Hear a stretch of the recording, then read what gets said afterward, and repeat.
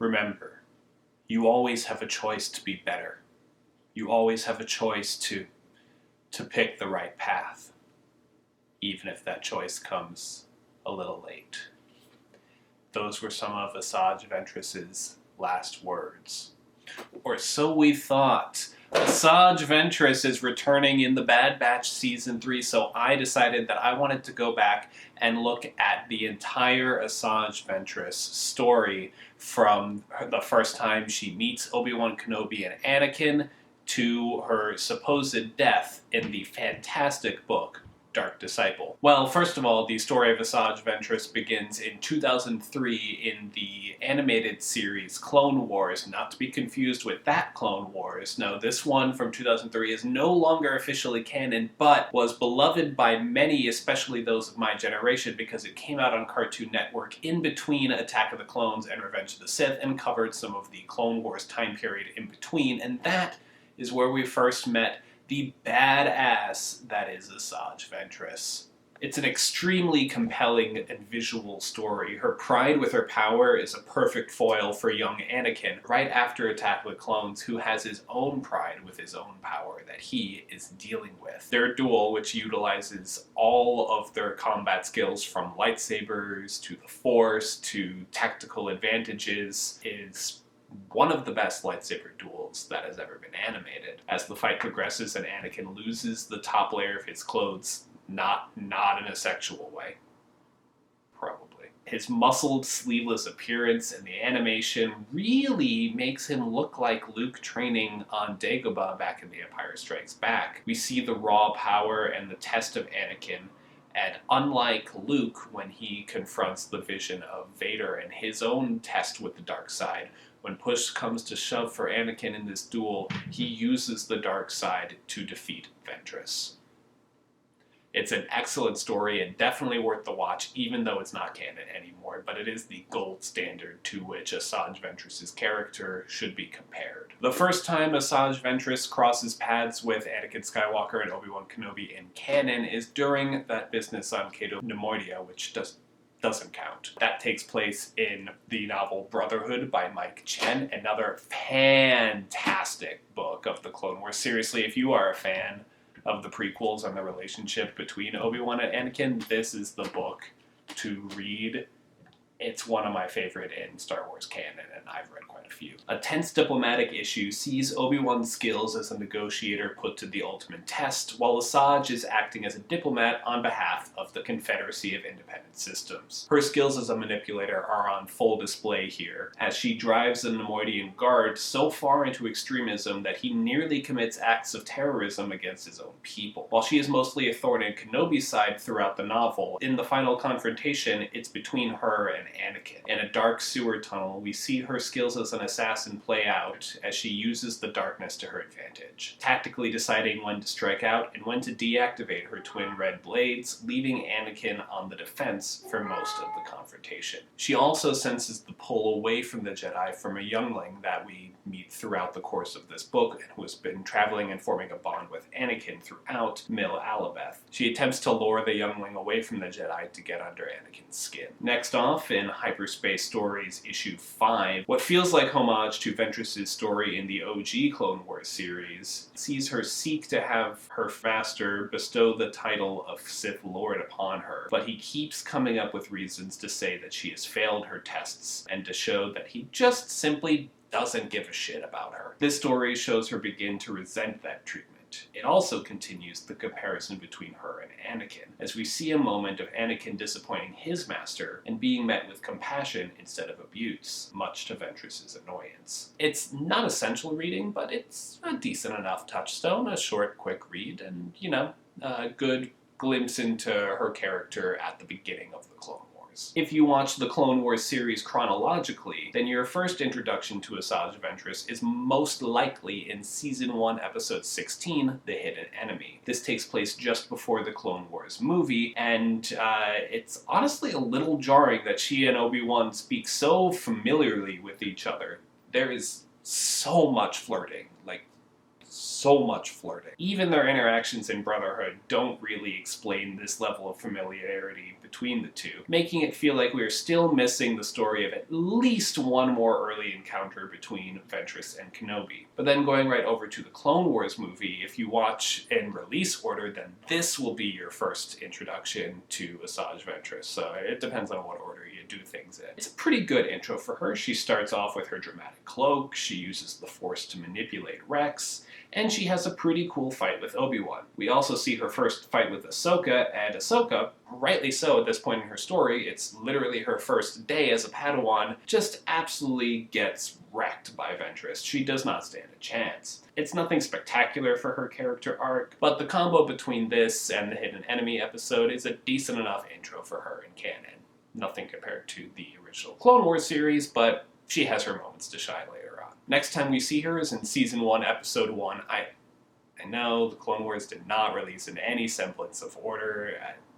I know. The episode Ambush, which sees Ventress attempt to stop Yoda with a battalion of droids. Yeah, it goes about as well for her as you would think. She manages to get away, but damn, this feels like her biggest loss yet. Yoda completely clowns her and sends her packing with her tail between her legs. Season 1, Episode 9, A Cloak of Darkness, gives us a much-needed win for Ventress. I think this episode is one of the best examples of her in this period in her life. A Sith assassin who is more than a match for a Jedi Master as she nearly kills Luminara Unduli. We also see how much Ahsoka's training has progressed even though it's not been that long into the Clone Wars. She's able to stand toe-to-toe with Ventress and hold her own for much longer than she does in the movie. The collection of short stories in Stories of Jedi and Sith has a story from Ventress's point of view called Worthless. And this takes her character from a high in that last episode we talked about to a low, literally and figuratively. This story by Delia Dawson sees Ventress fall into a pit that leads to an ancient ruin during a battle of the Clone Wars. The fall leaves her severely injured with a concussion and a broken leg. Down in the ruins, she meets another person who finds himself in a similar situation, clone named Doc. With her being able to use the Force to detect traps in the ruins, and him being strong enough to move obstacles since she's in such a badly injured state, the two have to come to an uneasy truce in order to make it out alive. It's a very interesting, intimate tale for Ventress. She muses partway through that she cannot use her strength or wit to get out of this predicament, which are two of her most valuable assets. She also ruminates on how she feels constantly alone, which ties into her backstory and her future fate. We then don't see any of Ventress in Season 2 of Clone Wars, but the Clone Wars Season 3 Episode 2, Arc Troopers, has her appear again. This episode is awesome all around. It has another fight between Ventress and Anakin, starting with them in a bright white room, then leading out into a hallway that's lit entirely by red. Star Wars loves its super on-the-nose visuals. The clones grabbing the vial of Jango Fett's DNA from Ventress and standing defiantly is another awesome moment, and I would also accept the clone that actually grabbed it from Ventress being Doc. Don't be fooled by the cover of Star Wars Adventures issue 12. I know Luke is there, but the second story in the back of the issue is another feature of Ventress. Between her boasts to Grievous and Arc Trooper and this win, it's nice to see stories building that she's becoming more and more efficient and formidable, especially given that soon she'll be betrayed by Count Dooku because Sidious feels that she's getting too powerful. So this just shows that. But I'm getting a little ahead of myself. Ventress' story in this issue sees her battle Jedi Master Aayla Secura, who comes very close to accidentally discovering the construction plans for the Death Star in a Geonosis base. Remember, we saw those plans back in Attack of the Clones. I know so much was going on in that movie, it's hard to keep track. Their fight is evenly matched, and Ventress comments that she considers her a worthy adversary, letting her live to fight another day, rather than kill her without honor as she uses the Force to save a group of Geonosins from the crumbling base. This is certainly not an essential read, but I really enjoyed it. It was just nice. Halcyon Legacy, issue 3, aside from being a clear money-grabbing tie-in with the failed Disney Star Wars cruise thing, sees a reappearance of Ventress's fighter from the OG Clone Wars show, Woot, another confrontation with her and Anakin, and they seem to be fairly evenly matched, but the fight doesn't get to go on for too long. But after Anakin makes a comment about striking her down, she comments about how un-Jedi-like this bluster is. is. And she definitely lives up to her assassin reputation here, as she murders a senator that was supposed to turn over to the Separatists, but then when the Hutts get involved, he's like, I can give you the Separatist secrets as well. And she's like, well, if you're gonna just turn on us that quickly. I think this story is most interesting for continuing to show Anakin's darker impulses brought out by Ventress in the fight here, right after a moment of joy with his wife Padme, as they get to enjoy some time together as a couple on the cruise liner. Next arc, I think is a really good arc in the Clone Wars. Nightsisters arc Season 3, episodes 12 to 14, sees the introduction of the Nightsisters of Dathomir into canon. This 3-episode arc sees Ventress betrayed by Dooku and going to Mother Talzin for safety. We see flashbacks of her life. I just never put together that she was trained by a Jedi before she turned to the dark side. We learned both in Dark Disciple and Dooku Jedi Lost that this was a Jedi who was stranded on the same planet as Ventress, so she was never officially on the Temple part of the Order, but that's not something that you really get just from watching these episodes alone. So if just watching this before having read either of those, it was like, whoa, trained by a Jedi.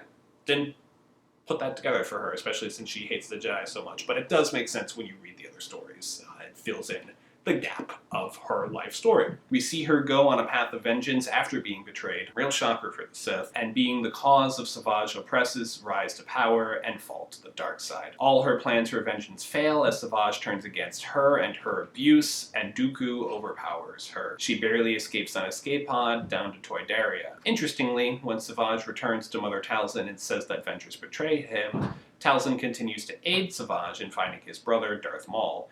Even Talzin, at the end of the day, doesn't have Ventress's back.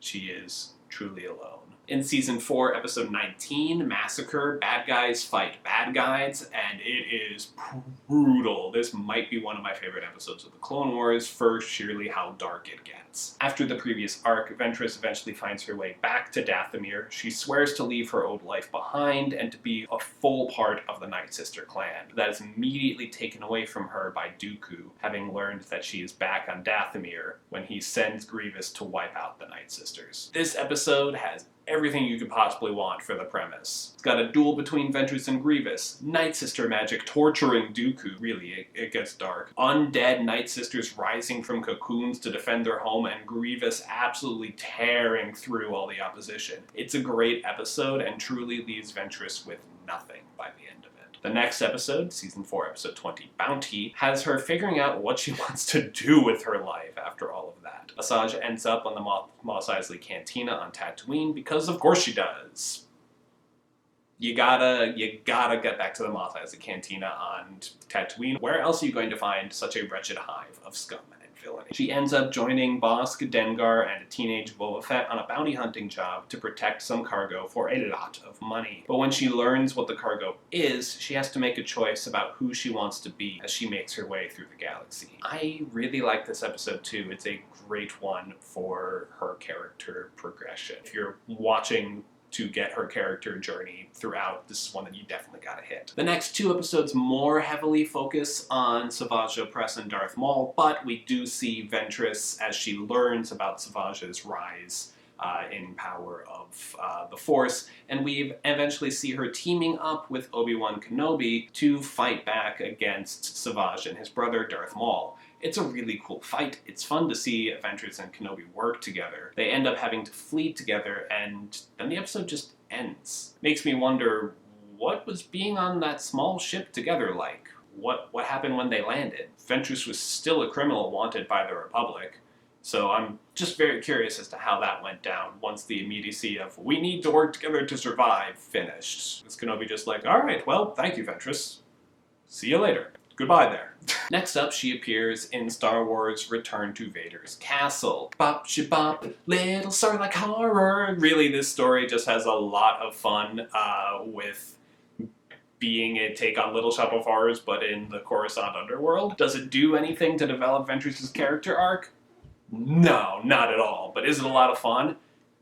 Absolutely. The Age of Republic Special #1 comic has a story about Ventress on Coruscant, first seeing the bounty placed on Ahsoka in the To Catch a Jedi and the Wrong Jedi arc at the end of Season 5. During her search for Ahsoka, she comes across two sisters being violently mugged. She almost walks away, but thinking about the Nightsisters and their massacre leads her to literally disarm the attacker. As she walks off, she tells the sisters to keep each other safe for as long as they can. Again, nothing spectacular, but a good glimpse into her motivations as a character. Her final appearances in the Clone Wars animated show takes place in Season 5, Episode 19 and 20, To Catch a Jedi and the Wrong Jedi. Ventress is caught up in the conspiracy to frame Ahsoka Tano for the bombing of the Jedi Temple. Ahsoka convinces Ventress to help her, pointing out the similarities between the two. Ventress was abandoned by her master Dooku,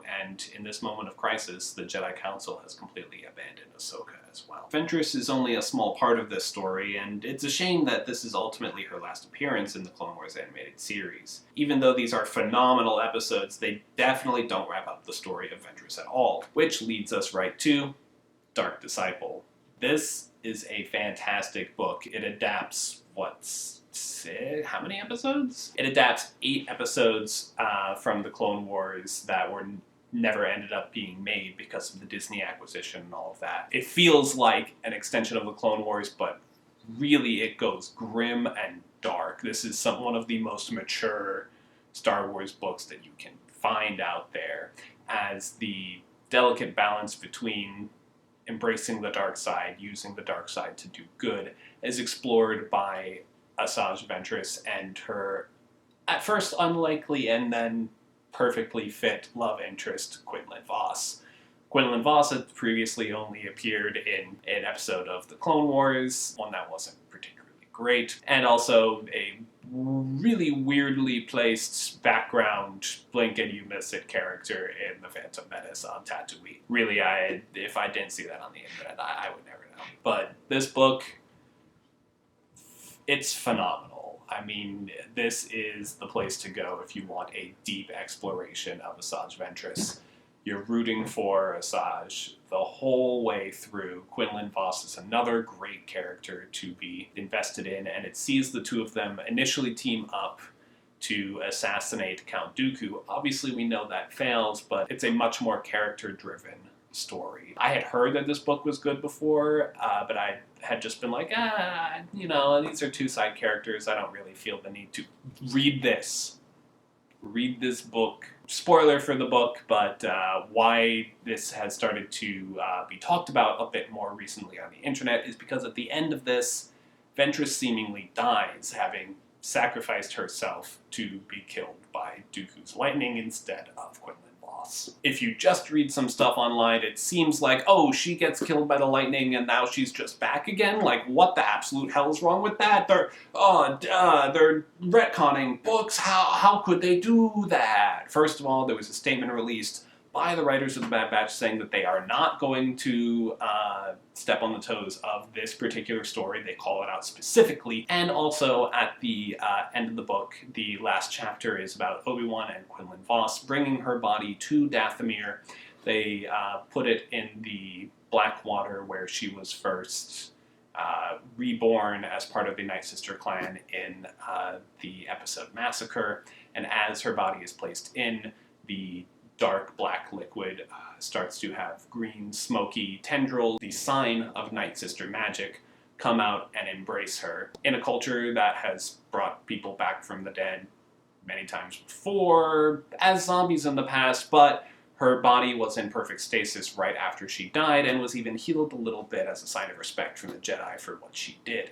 So, is it unreasonable to say that Nightsister magic brought her back? No, absolutely not. The door is left wide open in the very book that some people claim is being contradicted. So get some reading comprehension, or if you're going to complain about canon being retconned, actually read the thing that you're complaining is being retconned, because it's not. It's a new addition to the story, but it does not contradict and does not diminish the story that is told in here, which again, phenomenal. Even Bruno likes makes it. Well, with all of that, I thoroughly enjoyed getting this deep dive into Asajj Ventress' story. I got to watch some fantastic episodes of the Clone Wars, got to see some cool comic books, finally got myself around to reading these 2 books that I've been wanting to read for a little bit, but just hadn't gotten to. Both of these phenomenal, but if you don't have the chance to do this full deep dive like I took the time to do over the past couple weeks, I hope this helps you feel prepared for seeing Asajj Ventress in the future, and I hope that it makes you just a little bit as excited as I am to see her come back. I love The Bad Batch. I think it's one of the best shows that Star Wars has made, and I am excited and sad to see the show come to its conclusion in the final season. Alright, well, thank you for joining me on this deeply nerdy deep dive. Let me know what you think down in the comments below. Thank you so much for watching, and have a good week. Her skills as a manipulator are on Bruno, it's not dinner time yet. It's not.